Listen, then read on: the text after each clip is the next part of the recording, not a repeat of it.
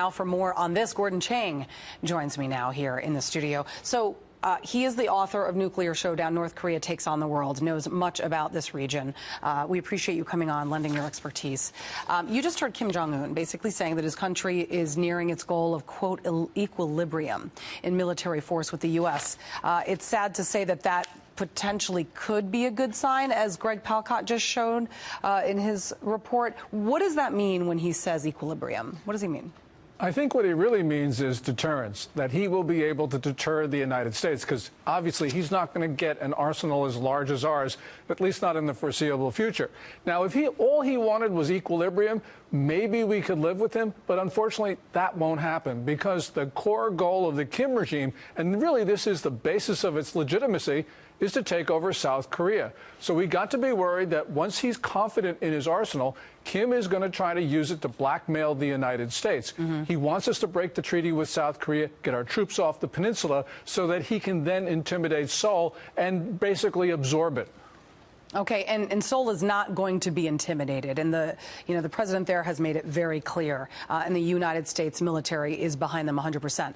Yesterday, General H.R. McMaster held a news conference at the White House, basically saying that there is immense international pressure on the denuclearization of North Korea. McMaster, Secretary of State Rex Tillerson, both pointing out that North Korea is further isolating itself from the rest of the world by conducting these tests. What about further isolation with, let's say, China and Russia agreeing to the toughest UN sanctions ever? Would that actually lead to any resolution here? Well, those sanctions that were adopted on the Monday, which is Resolution 2375, yes, they were the strictest of the 9 set of sanctions, but they're certainly not strict enough. And the real problem is enforcement, because we know that China has busted the first 7 set of sanctions. It's probably going to ignore the 8th, which were adopted on August 5. And then clearly, the last one, they're built really to be defeated by non-enforcement because they're just not enforceable with the mechanisms in place. So we got to really be concerned that China's not going to help. We got to also remember that the Chinese have been fueling this crisis by giving the North Koreans very critical equipment for their ballistic missile program. And indeed, North Korea's most advanced missiles look to be variants of China's. And we need to ask the Chinese, how come the North Koreans have Chinese-looking missiles? How would Japan then have to reevaluate its missile defense system? They're buying more missile defense systems from the United States. They're going to buy Aegis Ashore. Those are the systems we have on our destroyers, but there's also a land variant of them. They're going to buy that. And I think that they're probably also going to bolster their other missile defense systems that they purchase from us. So they've got to do that. But also, missile defense here is not going to be the answer. It's going to be stopping Kim Jong-un. Then explain to us what a rearmed Japan would mean for North Korea and China. Well, a rearmed Japan, and they're doing that anyway because the Chinese are threatening their islands in the East China Sea, and indeed China is expanding its territorial claims, it appears, to want to take Okinawa and the rest of the Ryukyu chain, because state media has been making that claim. So I think that essentially what we're going to see is Japan become a much better partner for the United States, but it's not really going to be there in the time frame that we need, because this crisis is going to occur pretty soon. Yeah, no, there is no time to waste. Every single day, it is really, truly like a ticking bomb. Press Secretary Sarah Huckabee Sanders yesterday in that news conference also made mention that President Trump will be meeting with South Korean leaders on the heels of North Korea launching another missile on Thursday.